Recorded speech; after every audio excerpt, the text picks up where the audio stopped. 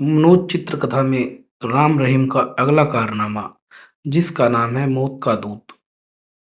राम रहीम एक convent school में पढ़ते हैं। जासूसी उनका शौक है। इसी शौक में वे बाल सीक्रेट सर्विस के एजेंट बन जाते हैं। इस सीक्रेट सर्विस के चीफ कर्नल मुखर्जी हैं, जो मिलिट्री के रिटायर्ड ऑफिसर हैं। राम रहीम ने भूत महल और ड्रैकुला बालक वाला केस किस बहादुरी और बुद्धिमानी से हल किया, ये आप मनोज चित्रकथा के पिछले अंक में पढ़ चुके हैं। अब प्रस्तुत है उनका नया कारनामा, मौत का दूत। मैं स्कूल की ओर से सेठ करोड़ीमल जी का स्वागत करता हूँ। वैसे उनसे प्रार्थना करता हूँ वे अपना विचार सबके सामने रखे। धन्यवाद प्रिंसिपल साहिब। एक दिन राम रहीम के स्कूल में सालाना जलसा था। किसी देश के बच्चे ही उसके भावी निर्माता होते हैं, मुझे विश्वास है। मेरे बच्चे की पढ़ लिख कर बड़े होकर एक दिन तुम भी दुनिया में अपने देश का नाम रोशन करोगे। मैं स्कूल को 50,000 रुपये का अनुदान देता हूँ। मुझे पूर्ण विश्वास है कि हमेशा की तरह यह रुपया भी स्कूल की उन्नति व बच्चों की अच्छी शिक्षा पर खर्च किया जाएगा। मैं सबकी ओर से सेठ जी का आभार प्रकट करता हूँ, जिसके कारण हमारा स्कूल दिन प्रतिदिन और रात चौगुनी उन्नति कर रहा है। सेठ करोड़ी जी मल जी की जय हो। जलसे में बच्चों को इनाम भी बांटे गए। राम रहीम हमारे स्कूल के सबसे होनहार विद्यार्थी ही नहीं बल्कि खेल कूद में भी सबसे आगे हैं। सभी बच्चों को इनसे सिखला लेनी चाहिए। शाबाश मेरे बच्चों, हम हमेशा आपके बताए हुए मार्ग पर चलेंगे श्रीमान। जलसा समाप्त हुआ। राम भैया, कितने अच्छे और उच्च विचार हैं सेठ जी के। हाँ, शहर के सबसे बड़े धनवान लेकिन सीधे साधे धर्मात्मा। इनकी दया पर ही बहुत से स्कूल और अनाथालय चलते हैं। राम रहीम स्कूल से बाहर निकले। देश के सारे धनवान यदि सेठ जी जैसे हो जाए तो कितना अच्छा हो। तब न केवल देश में कोई गरीब रहेगा बल्कि दुनिया की नज़रों में हमारा देश एक मिसाल बन जाएगा। काश यह सपना सच हो सकता। यह सपना एक दिन अवश्य सच होगा। राम भैया, आखिर तुम इतने निराश क्यों हो? तभी ईश्वर के नाम पर कुछ दे दो। वह देखो, जब तक हमारे देश के भावी निर्माता इस प्रकार भीख मांगते रहेंगे, तुम्हारा सपना कभी पूरा नहीं होगा। रहीम, भगवान के नाम पर कुछ दे दो बाबू। राम भैया, एक तरफ तो तुम इन भीख मांगने वालों से नफरत करते हो और दूसरी तरफ तुम खुद ही इन्हें भीख भी देते हो, ना जाने क्यों। इनकी हालत देख मुझे दया आ जाती है। भगवान के नाम पर मुझे तो दया इन पर नहीं बल्कि इनके माँ बाप पर आती है, जो इन्हें अपना पेट भरने के लिए भीख मांगने पर मजबूर करते हैं। माँ बाप, ओह! अचानक किसी विषय के बारे में सोच राम चौंक पड़ा। क्या हुआ तुम्हें? तुम चौंक क्यों गए? भगवान के नाम पर वह लड़का रहीम मेरे साथ आओ। आखिर कुछ बताओगे भी मुझे? मुझे वह लड़का कुछ जाना पहचाना सा लग रहा है। जाना पहचाना? कौन है? तुम कहीं उसकी भी जासूसी करने की तो नहीं सोच रहे हो? राम रहीम के साथ पुनः उस भिखारी लड़के के पास पहुंचा। ईश्वर के नाम पर तुम रामू हो ना? राम भरोसे के लड़के आई। 6 माह पूर्व तुम घर से भागे थे, तुम वही रामू हो ना? तुम कौन हो? भिखारी लड़का राम के प्रश्नों से घबरा उठा। तुम झूठ बोलते हो, तुम रामू ही हो। बताओ, तुम्हारी ये हालत किसने की? तुम किसके लिए भीख मांगते हो? मैं रामू ही हूँ, लेकिन तुम लोग कौन हो? मैं राम और रहीम। तुम हमारे माली के भाई राम भरोसे के लड़के हो, पहचाना नहीं हमें? उफ तुम! उनकी असलियत जानते ही वह लड़का भयभीत हो घसीटता हुआ तेजी से सड़क पार करने लगा। रुक जाओ रामू, वरना ट्रक के नीचे आ जाओगे। नहीं नहीं, मैं रामू नहीं हूँ, मैं कुछ नहीं जानता। वह मुझे मार डालेंगे। और तभी एक ट्रक ने रामू को जानबूझकर कुचल दिया। ट्रक रामू को कुचलता हुआ आगे निकल गया। राम, जल्दी से ट्रक का नंबर नोट करो। उसने जानबूझकर रामू को कुचला है। मैं रामू को देखता हूँ, लेकिन उस पर नंबर प्लेट नहीं है। राम रहीम खून से लथपथ रामू के निकट पहुंचे। प्लीज हमारी मदद कीजिए, इसे हॉस्पिटल ले जाना है। बेचारा भागा। साले, ये ट्रक वाले अंधे होकर गाड़ी चलाते हैं। बेकार, यह मर चुका है। यह मात्र एक्सीडेंट नहीं बल्कि इसकी हत्या की गई है। रहीम, तुम पुलिस को फोन करो। ये तुम कैसे कह सकते हो? चलो भाई, चलो, इस भिखारी के लिए हम क्यों झंझट में पड़े। कुछ देर बाद पुलिस वहां पहुंची तो भीड़ छट चुकी थी। इंस्पेक्टर अंकल, हमने अपनी आंखों से देखा, उस ट्रक चालक ने इसे जानबूझकर मारा है। क्या बकवास करते हो? यह महज एक एक्सीडेंट है। भला कोई क्यों इस भिखारी की हत्या करना चाहेगा? बेशक यह एक गरीब और अपाहिज लड़का था इंस्पेक्टर अंकल, लेकिन हत्या हत्या होती है। यह गरीब अमीर की नहीं, कानूनी का पर्सन है। तुम छोकरो, मेरा दिमाग खराब मत करो। जाओ अपना काम करो और मुझे भी अपना काम करने दो। और उसी रात शहर से दूर एक मकान में, वह देखो, हरी बत्ती ऑन हो गई, मतलब बॉस आ रहा है। तभी नकाबपोश ने अंदर प्रवेश किया। नमस्कार। सभी नमस्कार करने लगे। क्या सारे छोकरे आ गए? Yes boss. रामू को छोड़ हमें मजबूरन से समाप्त करना पड़ा। क्यों? बॉस, यदि हम उसे ठीक समय पर समाप्त नहीं करते तो राम रहीम नाम के छोकरे हमारी असलियत उससे जान लेते। शाबाश, ये तुम लोगों ने अक्लमंदी का काम किया। किसी को संदेह तो नहीं हुआ? नहीं, हमने गाड़ी की नंबर प्लेट पहले ही हटा दी थी। फिर इंस्पेक्टर ज्ञानराम को उन छोकरों की बात पर विश्वास ना हुआ। वह उस घटना को महज एक्सीडेंट मान रहा। गुड। लेकिन तुम उन छोकरों राम रहीम से सतर्क रहना। बहुत ज्यादा चालाक व खतरनाक है। अब चलो अपने लड़कों की कारगुजारी की खबर लेते हैं। उसके बाद नकाबपोश अपने गुर्गों के साथ एक लंबे चौड़े हॉल में पहुंचा। सभी बच्चे उसे नमस्कार करने लगे। छोकरो, एक एक करके अपना अपना माल बॉस को दो। आज मैंने 8 पॉकेट मारी है बॉस। काफी तगड़ी रकम हाथ लगी है। शाबाश, तुम्हें आज अच्छा इनाम मिलेगा। बॉस, मेरे हाथ आज 3 कीमती हार लगे हैं। तुम बहुत अच्छे होते जा रहे हो शंकर। बॉस, मैंने आज नकली शराब की 20 पेटियां ग्राहकों को सप्लाई की है। रकम इस थैली में। बहुत बढ़िया। हमारी शराब से देश की आबादी भी कम होगी और साथ ही साथ लोगों की पीने की लत भी छूट जाएगी। और तुम्हारा क्या रहा छोकरे? मैं आपके बताए हुए आदमी से मिला। उसको मैंने सोने का बैग दिया। उसने मुझे बदले में अफीम, कोकीन, चरस के पैकेट दिए। उसका कहना है माल की खपत और ज्यादा होनी चाहिए। खपत जरूर बढ़ेगी। आजकल की नई पीढ़ी तेजी से नशीले पदार्थों का सेवन के आदी होती जा रही है। पूरे देश को हम नशे की आदि बनाने में ज्यादा देर नहीं लगाएंगे। दिला, और तुम इनसे उन लोगों के पते दे देना जिन्हें ये माल पहुंचाना है। Yes boss. और तुम सुनो लड़के, काम आसानी से होना चाहिए। ठीक है बॉस। और तुमने आज कितनी आमदनी की कालू? 15 रुपए तेरे पैसे बॉस। यह रही। बॉस, आजकल लोग भीख देने में कंजूसी करते हैं। नकाबपोश ने उसे जोरदार तमाचा जड़ा। अब तुम दिन प्रतिदिन निकम्मे और आलसी होते जा रहे हो।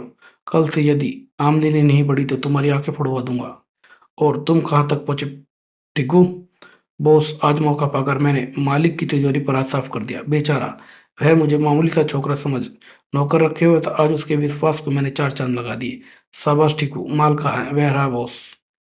आज तुम क्या लाए हो पतलू? मुफ्त की खा खाकर सांड होते जा रहे हो। बॉस, आज मेरे हाथ कुछ नहीं लगा। क्या कहा? जोरदार तमाचा, धड़ाक। हरामखोर, हमें मूर्ख बनाता है। मौत के दूत को हम तेरी खाल उतार देंगे। रहम बॉस। दिलावर, इसके हाथ पैर तोड़ दो और आंखें फोड़ दो। कल से यह भी हमारे भीख मांगने वाले सी ग्रुप के साथ जाएगा। ऐसे नक्कारों का यही काम है। Okay boss. और तुम छोकरो, कान खोल कर सुन लो। जिसने भी हमारे आदेश की अवहेलना की उसे मौत का दूत यानी मैं यही सजा दूंगा। अब देखो पतलू का हाल और सबक लो। पहले इसकी आंखें फोड़ो, उसके बाद हाथ पैर तोड़ देना। मुझे विश्वास है इसे भीख सबसे ज्यादा मिलेगी। नहीं नहीं, पतलू चिल्ला पड़ा, मुझ पर रहम करो।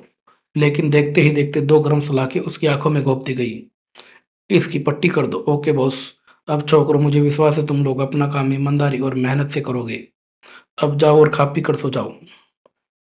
इन बच्चों पर निगरानी और अधिक बढ़ा दो क्योंकि वे दोनों जासूस छोकरे अवश्य रामू की मौत का रहस्य जानने की चेष्टा करेंगे।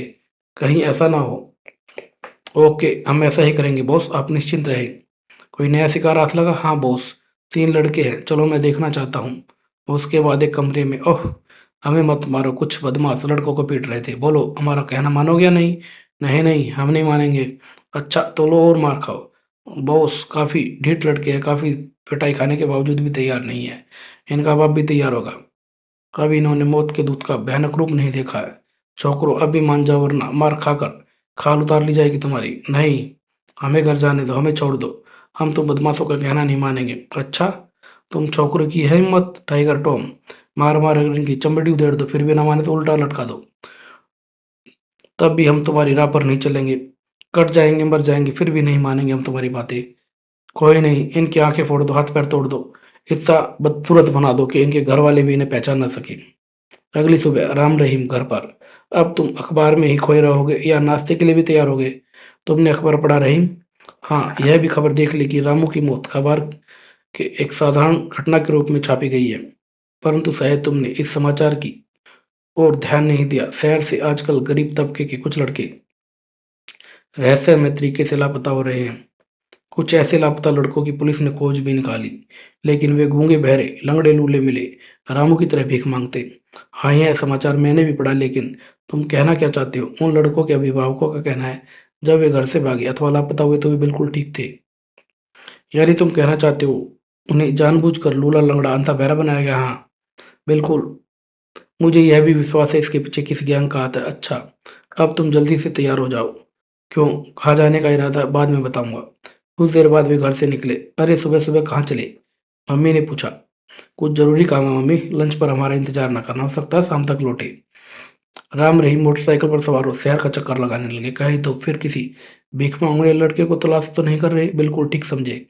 और वो देखो, कुछ घंटों के पश्चात, राम भैया, हाँ, रामू की तरह कोई भिखारी लड़का है। चलो, कुछ दे आते हैं उसे। मेरे विचार से हमें मोटरसाइकिल यहीं छोड़ देनी चाहिए। यह तो ठीक है राम, लेकिन मेरे दिमाग में एक विचार आ रहा है। अल्लाह के नाम पर लड़का भीख मांग रहा था। क्या विचार आ रहा है? यदि रामू की जानबूझकर हत्या की गई है तो यह साफ है अपराधी इस पर नजर रखे हैं और अवश्य ही वे हमें भी पहचानते होंगे, वरना अकारणी वे उसे ना मारते। ऐसी हालत में कहीं इसे भी नुकसान ना पहुंचाए। यह तो मैंने सोचा ही नहीं था। वास्तव में इस समय तुमने बड़ी बुद्धिमानी की बात की। रहीम, हम तो हमेशा ये अक्लमंदी की बातें करते हो, लेकिन तुम ही हमें नकारा समझते हो। खैर छोड़ो, आगे की सोचो। ऐसा करो, तुम मेरे पीछे रहो और चारों तरफ निगाह रखो। हो सकता है उस पर नजर रखने वाला तुम्हारी नजरों में आ जाए, फिर उसके निकट जाऊंगा मैं। परंतु बात तो वही है, ये मुझे मेरा होलिया बदल देंगी। देखो, थोड़ी देर बाद, वाह राम भैया, इस समय तो तुम भी छठे हुए बदमाश लग रहे हो। तो फिर मैं चलता हूँ, तुम कुछ फासला लगकर मेरे पीछे आओ। फिर राम उस भिखारी लड़के के निकट पहुंचा। रहीम उससे कुछ दूरी पर रुककर उन्हें देख रहा था। अल्लाह तुम्हारा भला करे। उफ, लगता है बेचारा अंधा भी है। राक्षस कितने जालिम है। सहजाबी देते देते राम के मस्तिष्क में एक विचार आया और तेजी से वह धीरे से बोला, सावधान, पुलिस तुम पर निगाह रखे है, रात यहीं काटना, अड्डे पर ना जाना। उफ, तो चलो, अच्छा अच्छा राम, काम पूरा हो चुका है। वह तेजी से आगे बढ़ा। अल्लाह के नाम पर देते जाओ कुछ। तो मेरा संदेश सही निकला, यह किसी गिरोह का ही शिकार है और उनके इशारे पर ही भीख मांगता है। क्या कहा राम? तुम मुझसे कुछ कह रहे थे? मेरा संदेह ठीक निकला रहीम, वह किसी गिरोह के इशारे पर भीख मांगता है। फिर राम ने उसे भीख मांगने वाले लड़के से भी सारी बात बताई। कोई संदिग्ध व्यक्ति तुम्हारी निगाह में? हाँ, वो देखो, उस पेड़ के नीचे सिगरेट पी रहा है। अब संदेह की कोई गुंजाइश नहीं है, हमें इनकी निगरानी करनी होगी। मर गए, अब ना जाने अब ये कब अपने अड्डे की ओर जाएगा। और तभी, अरे रहीम, वो देखो, वह व्यक्ति उस भिखारी की तरफ, लड़के की तरफ जा रहा है। वास्तव में उसे संदेह तो नहीं हो गया? वह तो उससे कुछ बातें कर रहा है। हाँ, भीख देने का बहाना करता हुआ। कुछ गड़बड़ मालूम होती है। उधर वह व्यक्ति भिखारी लड़के से पूछ रहा था, कितना माल इकट्ठा हुआ बोलूं? बॉस ने आज जल्दी अड्डे पर पहुंचने के लिए कहा है। पुलिस का खतरा बढ़ रहा है। पुलिस? क्या मतलब? कौन हो तुम? अबे, मरने का इरादा है क्या? मेरी आवाज नहीं पहचानता? मैं मौत के दूत का गुलाम, दिलावर। तो फिर वो कौन था जो मुझे थोड़ी देर पहले ही पुलिस के से सावधान कर गया और अड्डे पर ना जाने के लिए कह कर गया है? जरूर कहीं कुछ गड़बड़ है। तुम चुप क्यों हो गए हो? मूर्ख, अब कोई पुलिस का ही आदमी होगा। क्या बक दिया तुमने? नहीं नहीं, मैंने कुछ नहीं कहा, मैंने तो सिर्फ इतना ही कहा। ठीक है हरामजादे, तूने सब गड़बड़ कर दिया है, अब तुझे मरना ही होगा। नहीं नहीं, इसमें मेरा कोई कसूर नहीं है। मुझे बचा लो दिलावर भैया, मैं तो अपना काम पूरी ईमानदारी से करता हूँ। बॉस भी मेरी कमाई से खुश है। अगले ही पल दिलावर ने अपने हाथ में पकड़ी सुई उसके बाजू में घुसेड़ दी और सुई चुभने के बाद वह आगे बढ़ा। अरे, वह जा रहा है, तुम यहीं रुककर भिखारी लड़के की निगरानी करो, मैं उस बदमाश का पीछा करता हूँ। राम ने मोटरसाइकिल से उसका पीछा किया। ना जाने कमबख्त कहाँ जा रहा है। राम बराबर उसका पीछा करता रहा, जो टैक्सी पकड़ शहर से बाहर की तरफ निकला। कुछ ही देर बाद शहर के बाहर निकले दोनों। यह तो शहर के बाहर जा रहा है, कहीं उसे मेरे द्वारा पीछा करने का संदेह तो नहीं हो गया है? उधर रहीम, 20 मिनट हो गए, समझ में नहीं आता इसने अचानक आवाजें लगानी क्यों बंद कर दी। तभी एक राहगीर ने जैसे ही भिखारी के कटोरे में सिक्का डाला, उफ, इसे क्या हुआ? अरे, यह तो गिर रहा है बिना किसी बेजान मुहूर्त की तरह। तभी रहीम पास पहुंचा। क्या हुआ? पता नहीं, अपने आप लुढ़क गया। जल्दी आते जाते लोग इकट्ठा हुए। क्या हुआ, क्या हुआ भाई? किसी ने देख कर न बताया, यह तो मर चुका है। प्लीज आप में से कोई पुलिस को फोन करे। यह अपने आप नहीं मरा, मुझे संदेह है किसी ने जहर देकर मारा है। लगता है तुम्हारा दिमाग खराब है। बिल्कुल, भला इस भिखारी का कत्ल कौन करेगा? अरे भाई, पुलिस इसमें क्या करेगी? जरूर भूख से मरा होगा। पुलिस की बजाय सफाई विभाग को सूचना दो, ले जाएगा इसकी लावारिस लाश को उठाकर। परंतु किसी ने रहीम की बात न मानी। जल्दी भीड़ तितर-बितर हो गई। जरूर उसी बदमाश ने इसकी हत्या किया, शायद उसे संदेह हो गया हो। और उधर राम उसका पीछा करते हुए लाल खंडर तक पहुंचा।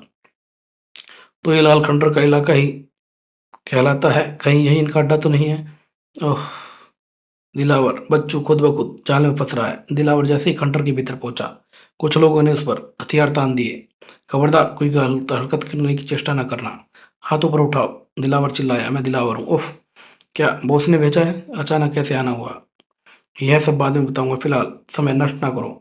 उस छोकरे की खबर लो जो मेरा पीछा करता हुआ यहाँ तक पहुंचा है। ध्यान रहे, वह जीवित बचकर नहीं जाना चाहिए। आप निश्चिंत रहे, हमारा मारा पानी भी नहीं मांगता है। उधर राम खंडरों के भीतर पहुंचा। अरे, यहाँ तो कोई पता नहीं है हम वक्त कहाँ मर गया। तभी बदमाशों ने राम को घेर लिया। आखिर फंस ही गया हमारे जाल में। अब बचकर कहाँ जाओगा? तो ये थी इनकी चाल। तुम्हें हमारी तुम्हारी मौत ही आंख खींच कर लाई है। अपने भगवान को याद कर, इससे पहले कि बदमाश राम पर आक्रमण करते। राम ने एक लंबी छलांग भरी और बदमाशों पर टूट पड़ा। ठहर हरामजादे, आज मेरा चाकू तेरे खून से अपनी प्यास बुझाएगा। पहले तू अपनी चिंता कर प्यारे। दिलावर ने पीछे से राम पर फायर किया तो वह वहां छुपा है। फिलहाल तो भाग निकलने में ही भलाई है। पीछा करो हरामजादो, बचकर भागना नहीं चाहिए। रुक जाओ वरना मारे जाओगे। दिलावर ने फिर फायर किया। किसी तरह अपनी मोटरसाइकिल तक पहुंच जाऊं। राम अपनी मोटरसाइकिल तक पहुंच मोटरसाइकिल पर सवार हो गया। पकड़ो उसे, फायर करो उस पर। अब तो बच्चों, तुम मेरी धूल भी नहीं पकड़ सकते हो। राम मोटरसाइकिल को स्टार्ट कर झाड़ियों की तरफ बाहर ले गया, लेकिन सामने से दो बदमाश आए। रुको वरना मारे जाओगे। भागने की कोशिश करना बेकार है। बदमाशों का रास्ता देख राम के सिर पर जैसे पागलपन सवार हो गया। उसने मोटरसाइकिल उन पर चढ़ा दी। बदमाश बुरी तरह से बौखला गए थे। इतना मौका मिलते ही राम ने मोटरसाइकिल शहर की तरफ दौड़ा दी। ओह, निकल गया। दिलावर को खबर करो तुरंत। शहर पहुंचकर राम रहीम के पास पहुंचा। अरे, वह भिखारी लड़का, क्या हुआ उसे? जरूर कोई बात है। तभी राम की प्रतीक्षा कर रहे रहीम ने उसे के निकट पहुंच उसे सब बताया। क्या हुआ रहीम? इसे मुझे संदेह है बदमाश ने इसकी हत्या की है। राम ने भी अपनी आप बीती सुनाई। मेरे विचार में अब हमें सारी बातें चीफ को बता देनी चाहिए। तुम ठीक कह रहे हो राम, ये केस अब भयानक रूप लेता जा रहा है। अगले ही पल राम रहीम चीफ की तरफ चल पड़े। मेरे विचार से यदि लाल खंडरों पर तुरंत ही छापा मारा जाए तो वे बदमाश पकड़े जाएंगे। राम, बेकार, अब कोई फायदा नहीं होगा। वे लोग मूर्ख नहीं है जो अब तक वहां बैठे होंगे। फिर कुछ देर बाद चीफ के सामने। नमस्कार सर। ओह, तुम कहाँ गायब हो गए थे? मैं ना जाने कितनी बार तुम्हारे घर फोन कर चुका हूँ। राम ने फिर मुखर्जी को सारी बात बताई। चीफ, अब केस भयानक रुख पकड़ता जा देख ये समझा कि अपराधी कोई छोटा मोटा नहीं है। उचित यही समझा कि आपको सारी स्थिति से अवगत करा दिया जाए। ये तुमने बहुत अच्छा किया। तुम्हें जानकर आश्चर्य होगा, मैं स्वयं भी इसी केस के संबंध में तुमसे बात करना चाहता था। कोई विशेष सूत्र आपके हाथ लगा चीफ? हाँ, लेकिन इस केस में को तुम मात्र बच्चों से भीख मंगवाने वाले गिरोह का मत समझना। इन बच्चों के पीछे जो गिरोह काम कर रहा है वह न केवल इनसे भीख मंगवाता है बल्कि धंधा भी करवाता है। नाजायज शराब की बिक्री, पॉकेटमारी, चोरी, राजनी भी करवाता है। सबसे महत्वपूर्ण बात तो यह है कि कुछ ऐसे लड़के पुलिस के हाथ लगे हैं जिन पर पुलिस को संदेह है। वे इस गिरोह के लिए काम करते हैं, लेकिन वे असलियत किसी भी कीमत पर बताने को तैयार नहीं है। अवश्य ही भय के कारण हो। मेरा भी यही विचार है, जबकि उनका यही कहना है कि केवल पेट भरने की मजबूरी के लिए वे ये काम करते हैं। ऐसे कितने लड़के हैं चीफ? और इस समय कहाँ है? फिलहाल दो हैं और पुलिस रिमांड में होने के कारण अभी लॉकअप में है। क्या किसी ने उनकी जमानत आदि लेने की कोशिश नहीं की? नहीं। कुछ देर बाद खामोश खड़े राम के मन में कुछ विचार आया। मेरे दिमाग में एक योजना आई है चीफ। क्या? जल्दी कहो। आप स्वयं उन दोनों की जमानत लीजिए और उन्हें छुड़वा दीजिए। क्या? ये तुम क्या कह रहे हो? जानते नहीं, वे पुलिस रिमांड में हैं। घबराइए नहीं चीफ, आपकी इज्जत पर कोई आंच नहीं आएगी, बल्कि वे दोनों लड़के मुख्य अपराधी तक पहुंचने के लिए हमारा काम करेंगे। रहीम समझ गया। मैं समझा नहीं जो तुम कहना चाह रहे हो। राम भैया शायद ये कहना चाहते हैं कि वे जमानत पर छूटेंगे तो ये समझ कर कि उनके बॉस या गिरोह के आदमियों ने उनकी जमानत की है। वे अपने अड्डे पर जाएंगे और हम उनका पीछा करते हुए मुख्य अपराधी तक पहुंच जाएंगे। शाबाश रहीम, तुम बिल्कुल ठीक समझे। Very good. तुमने बहुत दूर की सोची है राम।